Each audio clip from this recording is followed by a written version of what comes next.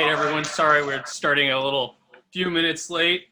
I'm Matt Holland. I'm the program and volunteer coordinator at the Buffalo History Museum, and welcome to another Buffalo History Museum webinar. First, I'd just like to thank our membership for all their support. That helps us to continue these webinars in the virtual realm. And so thank you for that. And if you would like to become a member, I'll put a link to that if you're interested in the chat. But tonight we've got a special program. We've got a book discussion over the Joe Overfield's 100 Seasons of Buffalo Baseball book, which came out in 1985, has new revised and edited edition coming out.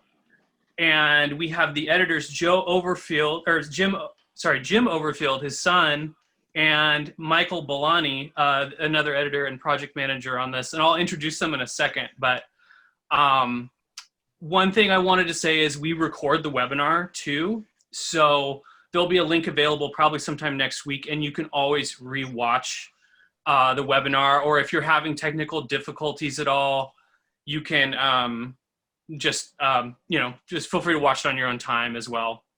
And then the other part of it that we have is we will have, or we'll try to have a Q&A at the end, depending on how much time we have. So I'll try to keep track of questions, but just be, conscientious that maybe I won't be able to get to all of them, or I might miss some, but I'll do my best. So anyways, introducing our three guests. We have Greg Tranter with us tonight as well, but we have James Overfield, who is a professor emeritus of history at the University of Vermont. As I said, he's Joe Overfield's son, who wrote the 100 Seasons of Buffalo book. His world history textbook, The Human Record, is currently in its 8th edition. For years, he umpired baseball and refereed basketball games at the college and high school levels. And although now living in New England, it has not transformed him into a fan of Boston teams. He is a supporter of the Bisons, Sabres, and Bills, and tries to make it to at least one of each team's games each year. And Mike Billoni is an important figure in Bison's history, having served as director of promotions and public relations, general manager, and vice president of the Bisons from 1983 to 1996. And upon retiring from Bisons in 1986, he was inducted into the Buffalo Baseball Hall of Fame. And in 1999, he founded Billoni Associates, a communications company specializing in book writing and publishing, public relations, and event planning.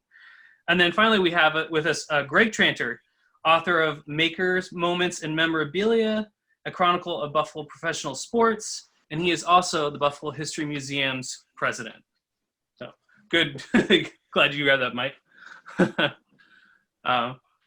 So I think without ado, I will hand this over to Jim.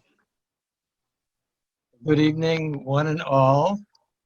I hope my voice is coming through fairly clearly. Seem to have a sort of minor glitch at my end with the microphone, but I'm going to try to make it work.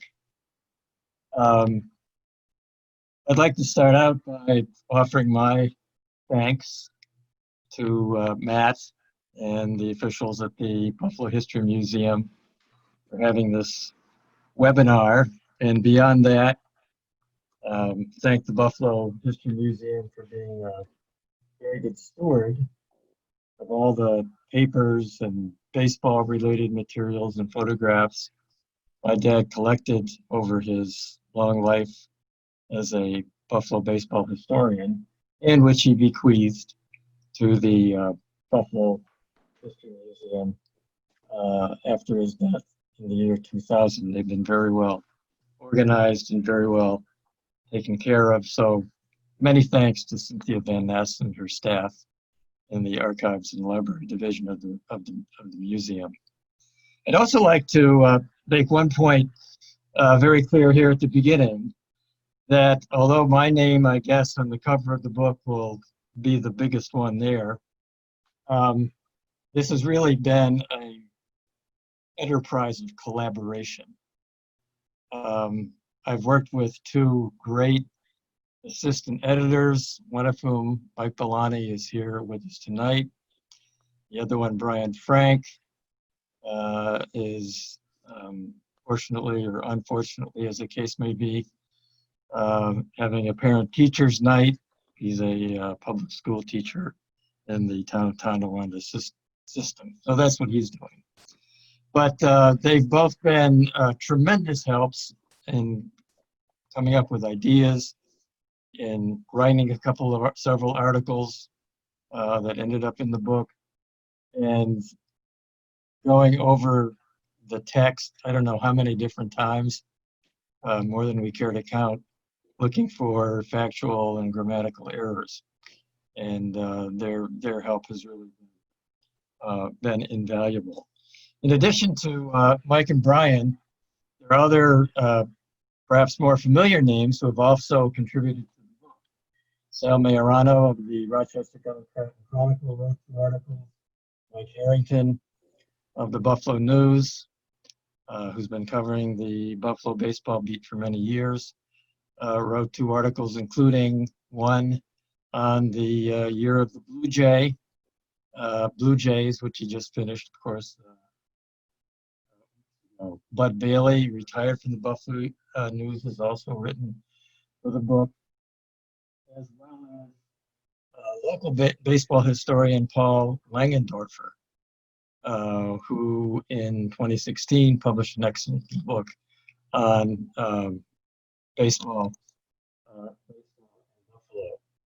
And so, as I said, it's really been a work of collaboration with many hands working on it, and hopefully making it a better book. But the biggest collaborator, of course, at the end of the game, has been my dad, Joe Overfield. It was his book, The 100 Seasons of Buffalo Baseball, that inspired this enterprise. And much of the book is simply his work that he did in the 1985 book. My dad was an incredible guy. He was a Buffalonian through and through. He was born in 1916, graduated from Lafayette High School, went on from there. Matt, do you have any of those pictures of my dad you can show at this point? Or Matt, I'll talk to Matt. Matt? On its way. I'm on my way. Okay. See what we got here. Yeah, okay. Yeah, this is a start. This is the cover of the book that we've been talking about, and which we're here to discuss. The cover was quite a story. It went through multiple attempts to get it right, but I think in the end,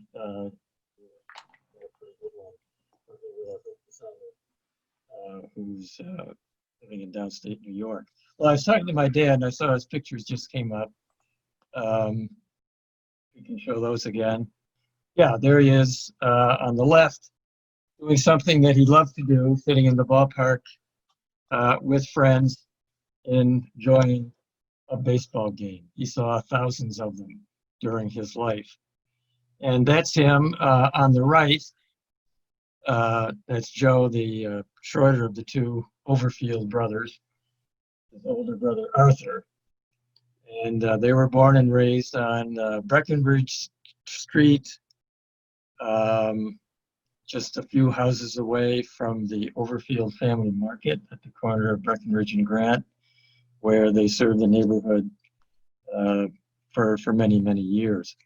It's my dad. He's about 9 years old, and a key event occurred in my dad's life when he was 9.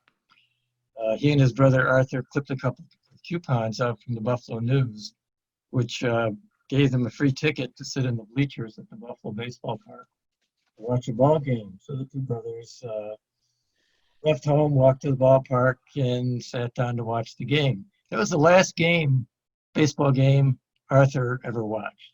He was not impressed. And for my dad, he fell quickly and immediately in love with baseball. He became a fan and ultimately became one of the game's premier amateur historians. If you could move to the next slides. I'm showing here on the left a photograph of Buffalo's second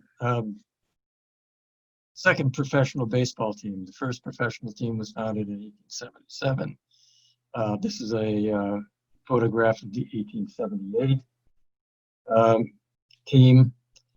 And this was the team that first grabbed my dad's attention. He worked as a title searcher for Monroe Abstract and Title, and he was working down in the Erie courthouse, searching a title. And he ran across a file that included the financial records of the Buffalo Baseball Club for the year 1878. He was intrigued by what he found there. Nothing about the team, who the players were, who they played in terms of competition. He knew nothing about what league they might have been in. It was a blank slate. So for the next couple of years, he spent every Saturday morning that I can remember down in at the Buffalo History Museum, going through old newspapers, trying to find out all that he could about this particular team. And by 1953, he decided he had enough material, and he wrote up a nice article that was published in the Buffalo Evening News. And set off a flurry of phone calls from various people, including one woman in Buffalo whose father actually was a player on that team. She was able to identify the players. She was able to tell him, give my dad a contract that her dad signed. And this really set him off on his career as an amateur baseball historian. And he began publishing a lot of material in local newspapers, baseball magazines, and scholarly journals like the journal Niagara Frontier, which was put out by the Buffalo and Erie County Historical Association. And he was very proud of all these writings that he did. But the pinnacle of his career as a amateur baseball historian was this book you're seeing here on the right, 100 Seasons of Buffalo Baseball, which was written as part of the 100th anniversary celebration of professional baseball in Buffalo. And it consisted in three parts, I should say. The first part being a year-by-year summary of each season from 1877 down to 1984. This was followed by a briefer middle section, which included a number of portraits of individual players, some commentaries on some famous games the team played, and a number of other items. And then the third part, in many ways was the most impressive part, was a compilation of statistics, batting statistics, pitching statistics for each and every player on each and every Bisons team from 1878 down to 1984. I left out the 1877 team because we have no statistics at all in organization. And his book was a big hit. Was greeted very warmly by the local press. Went through a couple of printings, sold all the copies. It gained some national attention, and it was one of the main reasons why shortly after its appearance, he was given an award for his work as an amateur baseball historian by the Society of American Baseball Research, and also for his contribution to local Buffalo history by the Buffalo History Museum. Now, I still remember when I'd visit my dad's home in the late 80s and early 90s, that he had a box filled with a few copies of the books down in his cellar.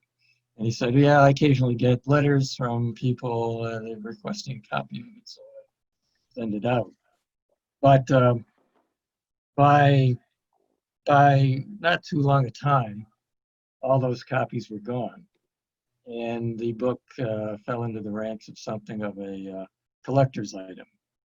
And I myself would occasionally receive emails from folks who inquired about the book.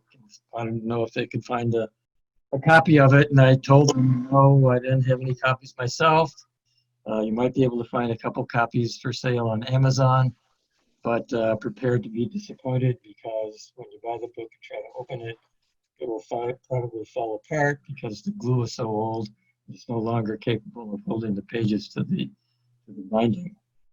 And so people began to ask my dad, and after he died myself, you know, are you ever going to do another edition, another update of the 100 seasons? I couldn't really do it. I had a full-time job, projects I was involved in. My dad kept saying, yes, yeah, I'd get to it sooner or later, but he never did. He had a lot of other projects, some having to do with baseball history, some having to do with other types of history. And he was kept very busy by Mike Billoni and the ball club, which in the late 80s and early 90s published a newspaper called the Bisons, which came out 4 times a year, and which always included a lengthy article by my dad on some aspect of Buffalo baseball history, which he called Bison Tales. Okay, we can move on, Matt, to the next pictures. And how did I finally come to write the book, take on the project myself? That story really begins with the book you're seeing on the left. It was a book by Paul Ronello. He was the son of a longtime sports columnist for the old Buffalo Courier Express, Phil Ronello. And in 2016, Paul wrote a book which included his dad's Phil's, some of his most famous articles, most famous stories. And I thought to myself, you know, there's a lot of new stuff that my dad wrote about in the Bisons. Maybe I could do something similar to what Paul did, and put together a somewhat modest volume of my dad's work that hadn't appeared anywhere else except in the Bisons. And so I took this idea to Paul Langendorfer, whom I mentioned earlier, who in 2016 also published a book, Baseball in Buffalo, as part of the Images of Baseball History, which he did with a lot of help from the people at the Buffalo History Museum. And Paul said, hey, why don't you do something more impressive, more ambitious? Why don't you update your dad's 100 seasons book? And he talked me into it. At the time, I lived in Vermont, of course, and Paul lived in Colorado. And so it was at that point I gave Mike Billoni a call, who I knew in passing, and met him at the ballpark a few times. But I knew was a close friend of my dad's, and so close that he was asked to speak at my dad's funeral in 2000. Well, Mike embraced the project with great enthusiasm, and with his help, and with the help, as I've said, of many others, here now 2.5 years after the original idea popped into my head, the seasons of Buffalo baseball is ready to go. I'm going to talk just a little bit about how it differs from my dad's book, and then I'll turn the mic over to Mike Billoni.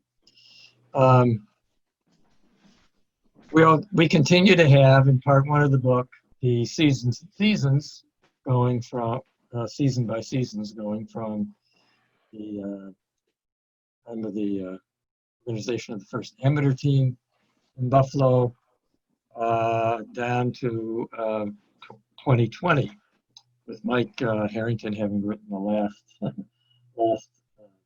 entry in that part of the book. And from there, part 2 has 7 chapters. The first chapter is on various stadiums where the Bisons played, right from the Riverside grounds in the late 1870s down to Salem Field. Part 2 deals with portraits, sketches of prominent Bisons players, some old timers, all the way down to Vlad Guerrero Jr. We have a third chapter on several Bisons managers, and a final 4th chapter on the executives and owners of the ball club over the years. Chapter 5, which in many ways is one of my favorite chapters in the book, deals with famous Buffalo fans, mascots, and vendors. The first fan that we talk about is a fan that was mentioned in the Buffalo newspapers in 1878. His name was Mr. Dog, and apparently he was trained to bark and howl whenever something good happened on the diamond by the Bisons. And it goes on from there. The next chapter is Buffalo in baseball history. Buffalo, despite the fact that it was in the minor leagues, the rest of its history made any number of very important contributions to the history of the game. And then the last chapter is 4 memorable games. The Bisons have played somewhere in the neighborhood of 15,000 baseball games, so we take 4 of them.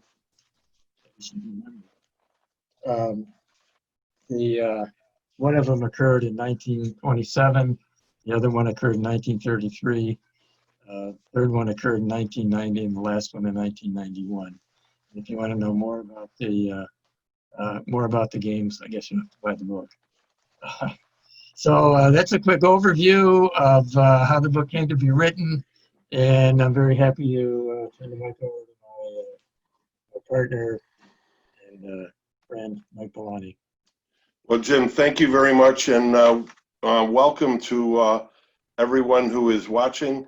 Many of you, I know Pastor Charlie Green is watching from Florida, the president and founder of the Buffalo Bison Booster Club, and they've already pre-ordered the book. And I would like to just let you know that those that have pre-ordered the book, you'll be receiving that in early December, plenty of time for the holidays, for gifts and things of that nature. For those who haven't, we have had an advance sale with a discount at bison.com, and Matt will put up the direct link that you could go to. And have worked with the Bisons, and we're going to extend the discount to 10% discount off the retail price of $49.95 until November 30th. And the reason for the delay is that we have originally, back in June, the 2020 section was about 2 paragraphs. We had hired a manager, and because of COVID, the season was canceled.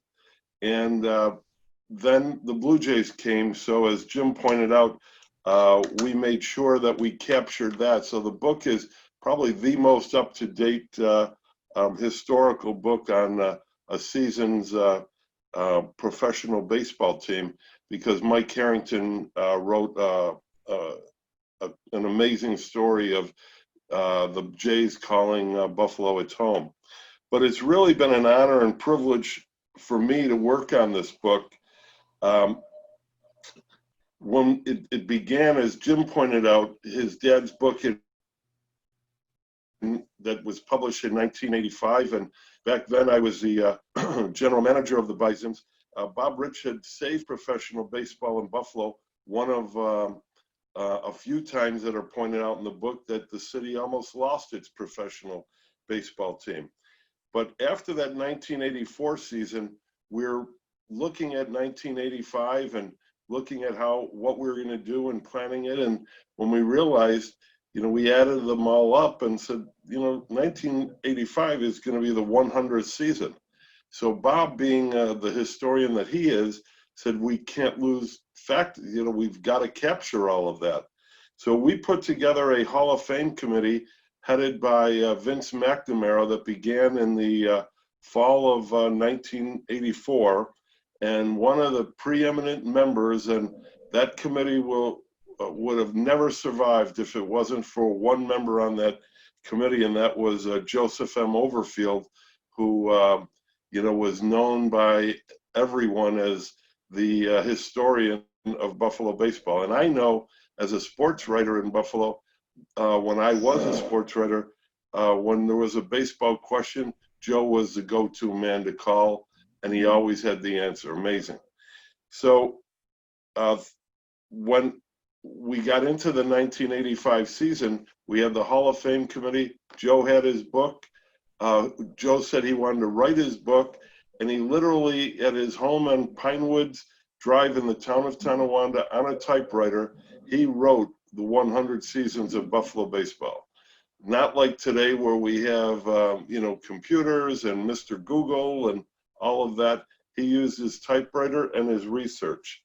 And that was released, and as Jim pointed out, and then after Jim called me and with the vision to revise and update his dad's book, to say it's been a long journey is an understatement, but you're going to just love when you receive this book. The year-to-year summaries are just phenomenal, and to see the photos and the stories of what went on when the Bisons and when Buffalo had professional baseball in the 1800s is just extraordinary. And even through the early 1900s, before there was affiliations and things of that nature. Part 2, there's some really unique stories in there. How Babe Ruth, called the Babe in Buffalo, and how the Babe Ruth came to Buffalo barnstorming with teams and playing here at Offerman Stadium. Talks about Hank Aaron signing his first contract here when he came in with in the Negro League, and just some of the memorable players. Paul Langendorfer has a wonderful story on Jimmy Collins, who is in Baseball Hall of Fame. Jim Pud Galvin, who is going into this year into the Greater Buffalo Sports Hall of Fame. So there's some really interesting and unique stories that are in here that you're going to really enjoy. There'll never be another Bison historian. That title will live with Joseph M. Overfield. However, following in his footsteps are two gentlemen who played key roles in this book. John Boote, who is the I guess you could call him the archivist. He wrote the foreword for this book, and he has a collection second to none, and a museum in his basement in Grand Island. And he has the photos that we couldn't get from Joe's collection at the History Museum. John Boote had, and they are chronicled and credited in the book. And we thank John. And then the other assistant editor on the project is Brian Frank, who founded herdchronicles.com. And if you haven't checked that site out, I highly recommend you to do that. Brian, along with being a baseball fan, historian, writer, just a great guy, but he's also, as Jim pointed out, a school teacher. So he probably has this book memorized much like Jim, because he has made sure all of the grammatical errors are checked, and the facts on various players are also checked.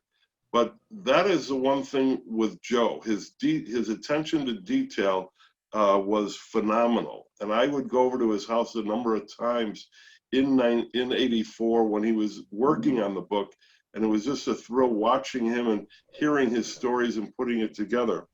Well, it's safe to say that his son, Jim, who was a history professor at the University of Vermont for 34 years, the apple didn't fall too far from the tree, because Jim has read this book numerous times, and he has made sure every fact of every detail in there has been checked and rechecked, and it is just incredible, the historical accuracy that you're going to see when you receive this book. So it's really been a great journey, and we are now finally well past third base and heading into home, and we look forward to the release of the book, which will come in November, and you'll hear all about it through the social media and various media outlets. But as I talked earlier, the book, we won't even get into the number of dates that we were supposed to release the book, but one of them was supposed to be Father's Day of this year. We thought for sure that was going to be the date. The Bisons had given us a day at the ballpark. The week before Father's Day, Jim was coming in with his wife and having sort of a mini family reunion back here in Buffalo. And then all of a sudden the pandemic came, and in June they canceled AAA baseball. So that ended. Well, then we heard that the Blue Jays were coming here with their their farm team or so to practice, while what you see on the screen are a number of variations of the cover that we went through before Jim and his wife Susan came up with this design of putting 30 players and executives and teams around the outline of the book. And when they say a photo is worth 1,000 words, people are going to be looking at the cover for who knows how long before they get to the inside of the book, because every one of those photos has a story and every one of them is included inside the book. So in any event, back to we're going to release it on Father's Day of this year. Because of COVID, we couldn't. And then the Blue Jays, did what they should have done at the start, and that is select Buffalo as their home for the summer of 2020. And lo and behold, when that first game became official, I called Jim and said, Jim, we've got to go back and make edits in the book that Major League Baseball has returned to Buffalo. And so there were about 3 or 4 spots in the book that it happened. Well, this isn't the first time Major League Baseball was here, and to talk about the last time and also talk about how Buffalo lost its bid to get into the American League in 1900. We could have been a member of the American League, and they took Boston. Can you believe that? We lost out to Boston, but we'll get back to them this Sunday when the Bills trounce New England. So to talk about all that is a fellow that I feel the city is so fortunate to have as the president of the Buffalo History Museum Board of Managers. He is the most amazing collector and archivist of sports memorabilia, but primarily Buffalo Bills memorabilia. And he was the impetus behind the building of the Icon of Sports display that is on the 2nd floor at the History Museum. And I encourage all of you to go see it. But without further ado, I'd like to introduce Mr. Greg Tranter. And Greg, would you explain the jersey that you have on, please?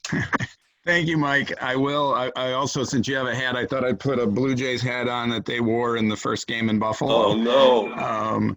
And my shirt is actually a shirt from 1915 that I'll talk about. But thank you very much, Mike. It's a pleasure to be able to speak to everybody tonight. It was certainly fun having Major League Baseball in Buffalo this summer, despite not being able to attend any of the Blue Jays games in person. It was great exposure for Buffalo. It was great exposure for Salem Field, for the Riches, and for Bisons baseball. The Blue Jays played very well here. They won 17 games and lost only 9, and it really helped propel them to gaining a wild card playoff berth for the first time since 2016. But the last time that Buffalo had a Major League Baseball team that called Buffalo home was in 1915. They were the Buffalo, you can go back, they were the Buffalo Federals. They were also called the Buffalo Blues, or they were affectionately known as the Buffeds. The Buffeds played their last game in Buffalo on September 8th, 1915, which was a 5-4 victory over the Baltimore Terrapins.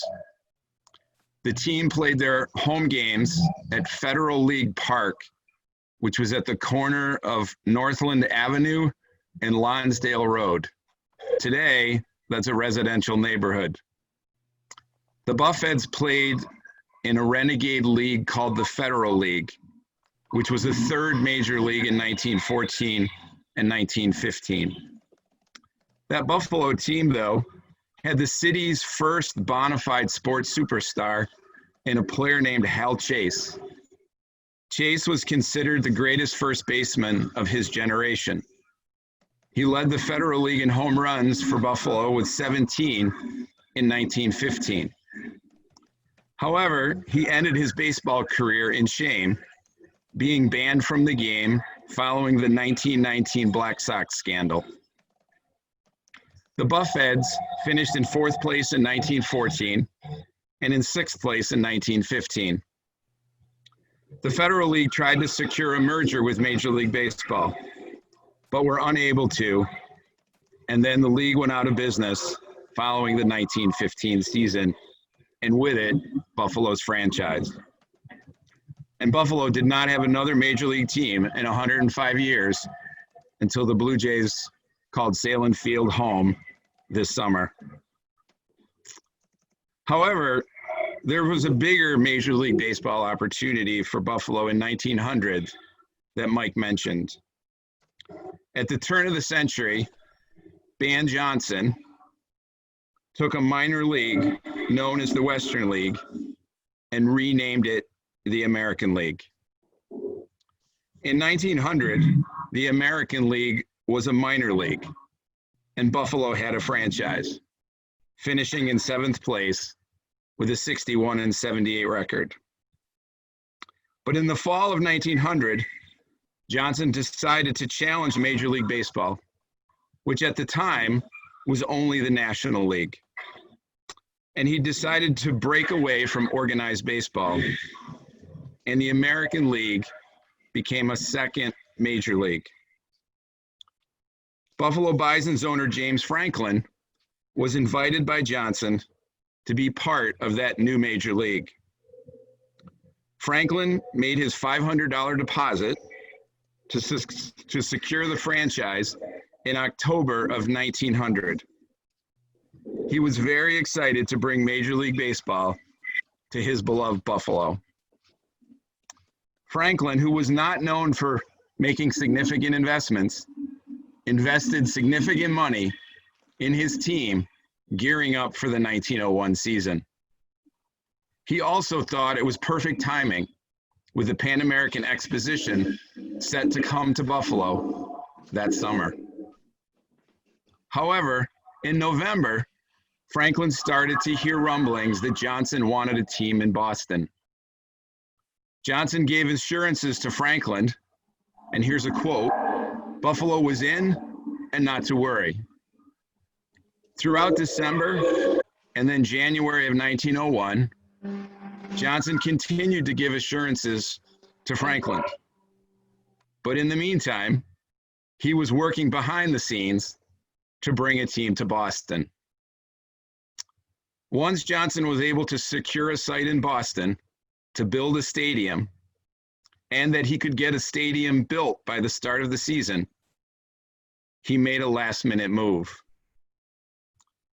At a league meeting on January 28th, 1901, with Franklin uninvited, Johnson moved the Buffalo franchise to Boston. Franklin was furious and distraught at the double cross by Johnson. Buffalo returned to minor league baseball in 1901 with a team in the Eastern League. The Boston team became the Boston Americans and began play at Huntington Grounds in April of 1901. They won the first World Series between the American League and National Leagues in 1903. That Boston team was managed by Western New York native Jimmy Collins. Collins is considered the greatest third baseman in the first half of the 20th century. And as Mike said, he was enshrined in the Baseball Hall of Fame in 1945. That Boston team, known as the Americans, was renamed the Red Sox in 1907.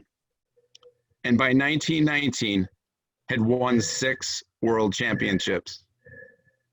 Then the franchise famously sold Babe Ruth, and the curse of the Bambino was born until it was finally broken in 2004. All that history should have occurred here in Buffalo. Johnson's shafting of Buffalo was no small thing. The presence of Major League Baseball lends the city the intangible status of being elite. All original 8 teams in the founding of the American League have a Major League Baseball team today. And we lost out on that amazing opportunity, all because of a double cross by Ban Johnson.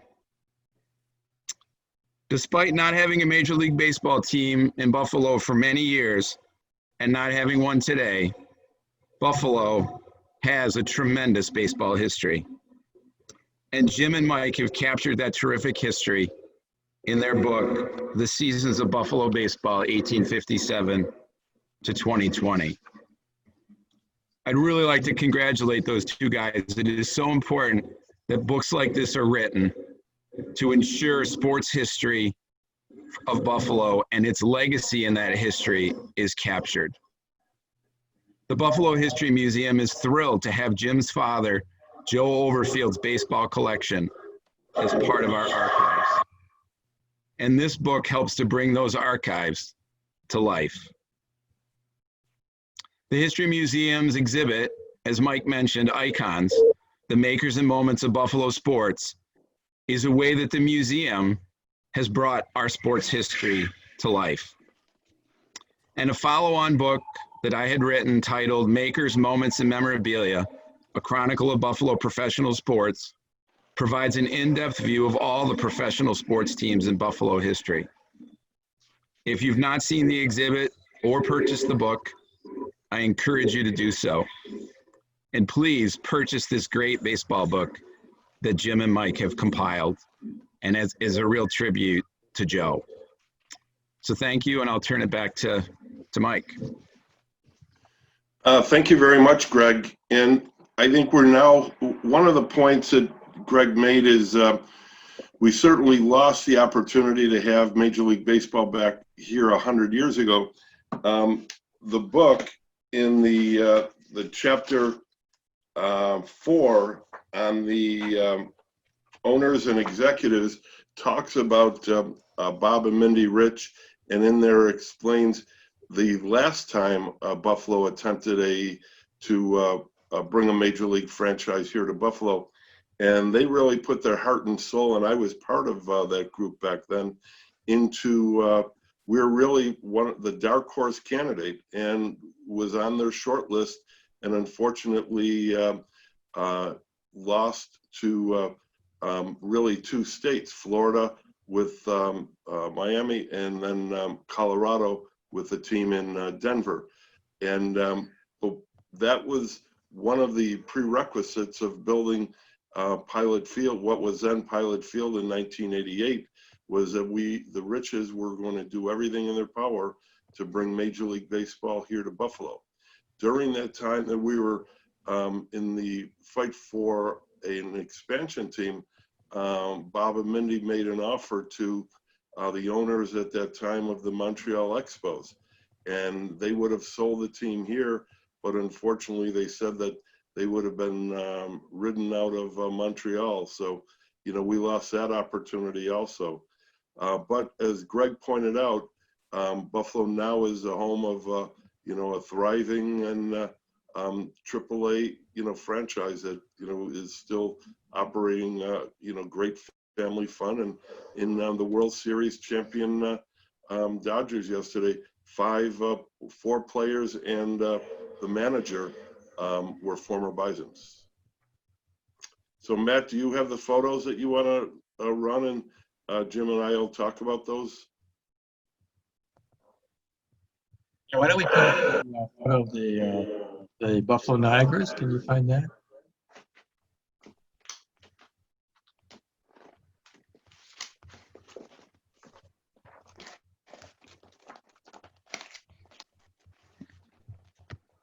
Yeah, I guess as Matt is looking for the picture, by way of introduction, it is true that over the 130 years plus of professional baseball in Buffalo, there have only been a handful of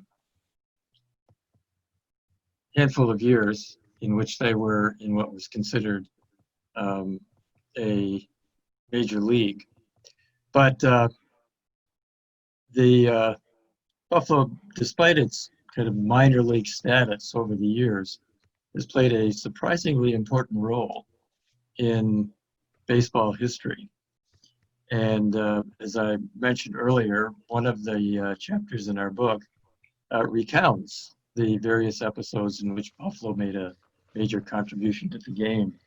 And the first entry, first topic we discussed has to do with this ball club. This is a picture of the Buffalo Niagaras, which was probably taken in 1858. It's one of the very earliest photographs of a baseball team that exists.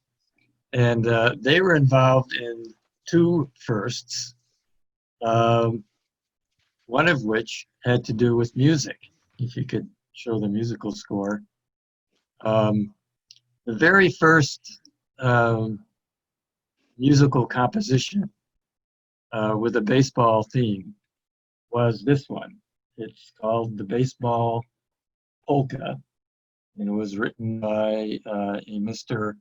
Blodgett, who was a member of the Buffalo Niagaras team. And it was performed at a banquet that was held after a ball game between the Buffalo Niagaras and the Flower City Club of Rochester, which the Niagaras won. And there was typical of the time, feasting and drinking afterwards, and a performance of the Baseball Polka. And this is the very first piece of music written anywhere in the world with baseball as its theme. The Niagaras are also at another first. After the Civil War was over, the team came together again and reorganized, and played one game against another Buffalo-based team, amateur team, Buffalo Columbias, which was the highest scoring game ever recorded in baseball history. The Niagaras won the game 209-10. And when I used to umpire baseball games, there was such a thing as a mercy rule, where if a high school team fell behind by a certain number of runs by a certain inning, the losing coach would say, "We give up, we've had enough, we'll go home, you can win the game." There obviously was no mercy rule back then, because the Niagaras scored 58 runs in the 8th inning, just to make it all the worse for the poor guys from the Buffalo Columbia team. So that's the first of many baseball firsts that Buffalo had, and there are many others. the reserve clause, which dictated player-owner relationships in professional baseball and all professional sports right down till the 1970s. Free agency was introduced. Came into existence at a meeting of the National League that was held in Buffalo in 1879. And more baseball history was made in the 1880s. And this is a picture of the 1887 club. I draw your attention to the player sitting in the front row, the second one from the right. That's Frank Grant, who was star player for the Bisons, 1886, 87, and 88. And it was in 1887 that the color line was officially drawn in organized baseball. The owners of the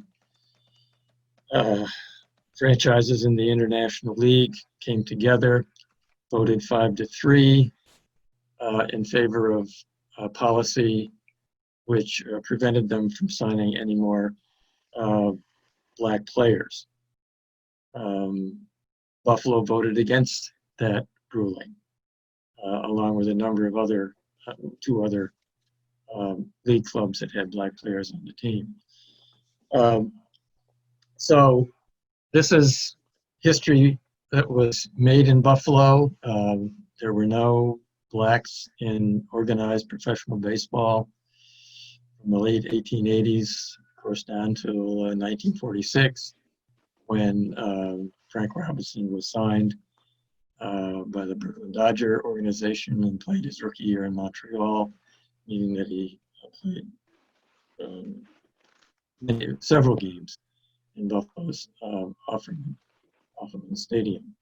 But there are many other ways that Buffalo contributed. That Buffalo was the first baseball team anywhere in the East Coast to have permanent lighting, so that night games could be played rather than having the games all start in the afternoon at 4 in the afternoon. Buffalo was one of the first cities to have all-season radio broadcasts home and away of their games. That began with the broadcast of Roger Baker in 1931. Buffalo also was well known for the promotions that took place under Frank Offerman, an owner of the Bisons in the 1930s. In the 1950s, Buffalo was probably the first minor league city to televise any of their baseball teams' games. So, as I said, despite the minor league status of the city, the role that Buffalo has played in the history of the game is prominent, well worth remembering. Hey, Jim, one second, Jim. Yeah, I concur with Jim in that Chapter 6 followed closely by Chapter 7 are my two favorites. Chapter 6, as Jim said, Buffalo and baseball history, first, near first, and other contributions. And here's a quite, I'm sure those on the call here from Buffalo, you must know and recognize the name Buffalo Optical Company. It's located, the main headquarters is on Delaware, right near Chippewa Street. Well, the founder of Buffalo Optical, and you could read all about it in the book, is Will White, who was a player, manager, optician, and the first player to wear glasses. He was the younger brother of Hall of Fame Jim Deacon White, who was also a member of the Buffalo Bisons. And Will had a 229 and 166 record and was famous for his remarkable curveball, the snake ball. And then upon his retirement, he remained a Buffalonian and had a lasting impact that in 1891, he and his brother founded Buffalo Optical, which is still in business, and they have a display in their foyer about, the two brothers. One of my other favorites is everyone knows about Bill Veeck, the Hall of Fame owner of the Chicago White Sox and other teams.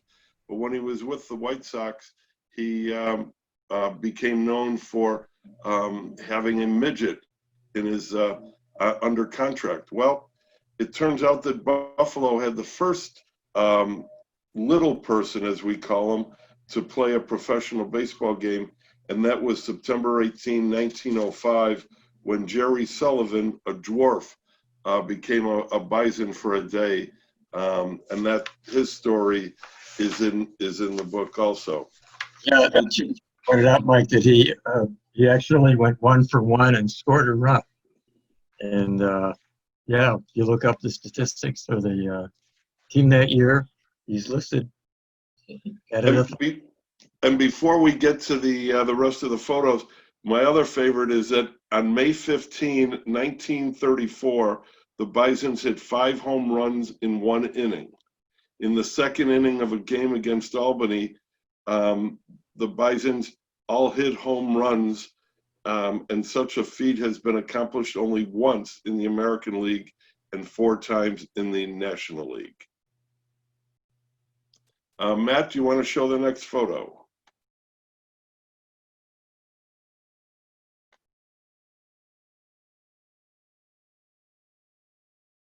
All right, well, I think everyone knows that the Natural starring Robert Redford was filmed here in Buffalo.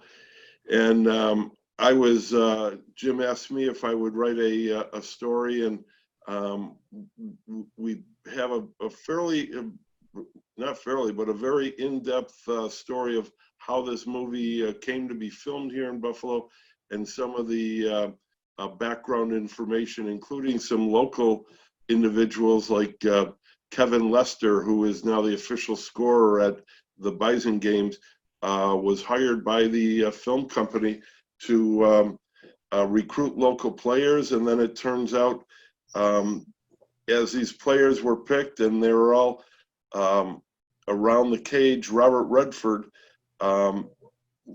was a baseball player. He played in college. In fact, his teammate in college was Don Drysdale. And his favorite player was Ted Williams, and that's why he wore number 9 in the Natural. So they had hired a local baseball player from St. Joe's who went on to play in the Cleveland Indian organization, Chris Raybaum, who looked a bit like Redford, was same size, to be his stand-in and to hit when they were just in the pre-filming of it. Well, Redford wanted to hit all the time, so Raybaum never hit. It turned out he was a pitcher who threw the ball that Roy Hobbs eventually hit out of the ballpark. Next photo, Matt. And these are some of the cardboard cutout, that you saw at Major League games today. Would this have been the first one, Jim? Should this be another first in the book? I think it probably is. The cardboard fans that came out to watch the New York Knights play in 1983. Yeah, they hired a lot of local Buffalo folks to play the role of fans. They paid them minimum wage, but apparently it was a very boring job because there was relatively little filming and a lot of preparing for filming, not much action. So, and a lot of the filming was done kind of late in the summer and early fall, and the nights got pretty cold. So, lacking volunteer or low-paid fans, this fellow, the guy who's looking at the top row, owned a cardboard manufacturing company, and he fashioned all of these cardboard characters who sat in the stands, watched the baseball action or lack of action, and never complained on how little money they were earning. So whether that was the first, I can't imagine any other baseball team thinking it's probably a good idea first to have cardboard fans in the stands. All right, well, we'll take it as a first. Before we turn it over to Matt Holland to open up for questions, Paul Langendorfer, who wrote a wonderful story at buffalorising.com. He's been visiting local cemeteries, and he wanted to let us know that Will White is buried in Forest Lawn, one of 75 former Major League players buried in Western New York, and there'll be a forthcoming article on him in his buffalorising.com article. So Matt, we'll turn it over to you. All right, let me get out of the screen share here. All right, well, so we kind of answered a couple along the way that were already in the chat, but let's see what we have here. So we had one from Paula. These are some they're pre-emailed questions. We have two of those. Paula asked, is it true the Bisons once gave away a donkey as a door prize? Well, it wasn't a donkey. It was a pony. And ironically, that story is in the book. It was at War Memorial Stadium in the 60s after they had closed Offerman State, where he closed Offerman Stadium and then knocked it down to build a school. They had moved the games to War Memorial Stadium, and they had pony days. And about 2 years ago, Jim said, you know, we should really write something up. Let's do some research on that pony day. And lo and behold, Kaz Rodriguez, who is the former president of the Hispanic Heritage Council here in Western New York, I was running it by him, and he said, Pony Day. He said, we used to go to those weekend games, walk to the games, and, you know, my brother won one of those ponies. And it's a fascinating story, and it's illustrated by cartoonist Mike Resigliano, former sports cartoonist here in Buffalo. And that story is in the book of Pony Day. So yes, it was Nice. a pony, not a donkey. I knew, you know what, I think I played telephone game with myself. I think they did ask if it was a pony, and I misread my own handwriting. So anyways, the next one is, and we had a couple different people ask this one, and I think we covered it a few times, but what were the names and locations of the ballparks prior to Offerman Stadium? What is on the locations now, and just kind of like what are the areas? Well, Jim, before you answer that, that is chapter 1 in the book, and to show you the thoroughness of this book, it's where they played Buffalo's Field of Dreams. So Jim, take it away. Yeah. Well, they played in quite a few different stadiums. The early amateur teams each had their own playing grounds. The Buffalo Niagaras built their own fenced-in stadium so they could charge admission. That was basically in the downtown heartland of Buffalo today. Then there were the 1870s down to 1881. There were a couple of stadiums built just off Niagara Street. That one was at Niagara in Rhode Island. Niagara in Rhode Island. It's called And the second one was Riverside Grounds. Riverside Grounds. And the owner of the land decided he wanted to build houses at that site in 1881. So a new stadium had to be built, and the team moved to Olympic Park, as it was known for most of its life. It was an all wooden stadium. As his exact location, I can't give by the streets, although that's mentioned in the book.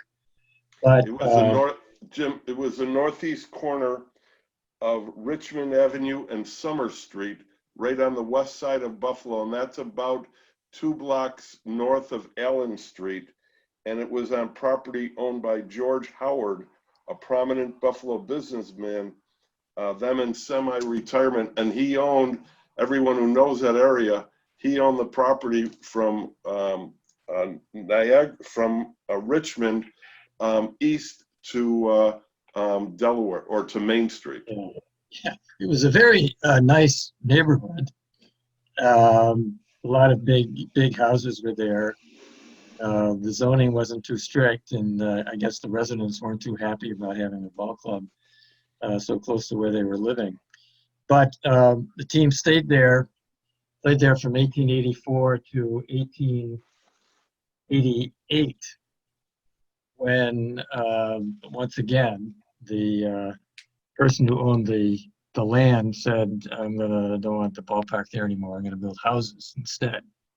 So very interestingly, the owners of the team came to the conclusion that be a terrible waste to get rid of the wooden structure that existed already, bought a lot at the site of what later where Offerman Stadium later was built, and dismantled Olympic Park, the original Olympic Park 1, we call it, board by board, nail by nail, transported it to the new site, and turned it into Olympic Park 2. It was the same stadium, only moved to a different place. And that remained the home of the Bisons until 1923, when Olympic Park 2 was torn down, and what we know is later comes to be known as Offerman Stadium was built there. Now, in addition to those major stadiums, there were a lot of other stadiums where the team played a game here or game there. Sunday baseball was always a big challenge. Blue laws made it difficult, if not impossible, to play Sunday baseball in the city itself. So throughout the late 19th and early 20th century, a lot of games were played in places like Cheektowaga, Grand Island, outlying districts of the city of Buffalo itself. The city of Tonawanda hosted one game, which was played on a beautiful July day, and lasted exactly one batter. When after the first batter struck out, police arrived, arrested the pitcher, the batter, and the hitter, and hauled them off to jail for breaking Sabbath laws. So there were, there were quite a few stadiums. They're all have plenty of stories connected to them, and there are good points and there are bad points. And then Jim, they're all covered pretty well. Greg Trenner, your team, the Buff Feds, they played at Federal Field, and that was at the intersection of Northland and Lonsdale Road on the east side of Buffalo, and had a capacity of 20,000, and it was dismantled when the Federal League folded after 2 seasons. Yeah, and that park was built in less than 3 months. Well, yeah, the wooden park, all wooden ballparks are pretty easy to throw up. That they were in terms of construction, but they were very. A lot of them ended up with problems with burning down. There were 2 big fires that happened at Olympic Park, and a number of other wooden ballparks around the country that also ended up being damaged heavily by fire. Hence the move to steel and concrete in the early 20th century. Matt, do you want to go with the questions that are on the screen here? Yeah, we've got we're kind of down to those. Okay. Is the infamous Easter egg hunt referenced in the book? Unfortunately, it is. As is the story about probably the greatest peanut vendor ever, Larry the Peanut Vendor. And there's a story about the 2 famous beer vendors, Conehead and the Earl of Bud. And what book about Buffalo baseball wouldn't be complete without a reference to the butcher. All right, so the next one is there a reason why Dan Brothers, Pud Galvin, and other MLB Hall of Famers are not honored above the left field wall with Luke Easter, Ollie Carnegie, etc. at Salem Field? That, other than my suspicion that back when those guys played, there was no number to retire. Uniforms typically didn't have numbers on them. Look at the old pictures of the teams back then. The uniforms are quite distinctive in a lot of ways. Remember the picture of the 1878 team? Two of the players had B's on the uniform, but the others didn't. That special uniform was for Galvin, who was a pitcher, and the catcher. But yeah, you can't retire a number if there's no number. Okay. And Matt, that's an interesting question, and it's something we will pass on to the Bison's new general manager, Anthony Sprague, who is also included in the book. And he wouldn't have been if we were if COVID didn't happen, but because it happened, we had time to edit and put him in. But we'll pass that on to him. But interestingly, of the 21 former Bisons who are in the Hall of Fame, one of them is Jim Tomei, who played for Cleveland, and he only played what, Jim, 2 games here in Buffalo? There are quite a few, several players like Jim Tomei who came down for an injury rehab stint with the Bisons in 1998, and he didn't play in any regular season games, so he played in 2 playoff games. He went 2 for 8, I think, and didn't do much. I think he had 1 RBI. But he was a Bison, so he counts. And there are a couple of other Hall of Famers along the same lines.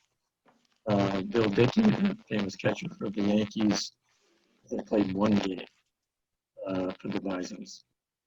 But there are other Bisons like Deacon White, whom we've talked about before. He played over 600 games for Buffalo. Jim Galvin, Dan Brothers. I pronounce his name Brothers, not Brothers, as if it's Irish origins. Yeah, they had multiple seasons with the Bisons when they were in the National League between 1879 and 1884. And quite a few of them had strong Buffalo roots.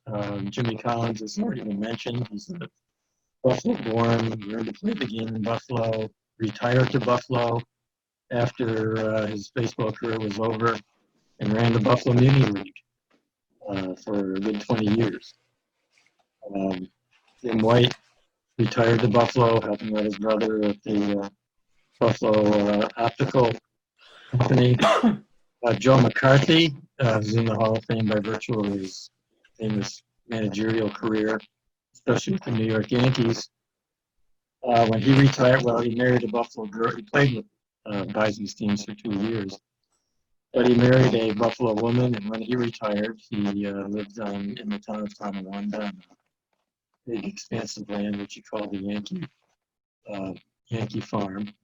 So yeah, there are Hall of Famers that had a very, very strong Buffalo tie.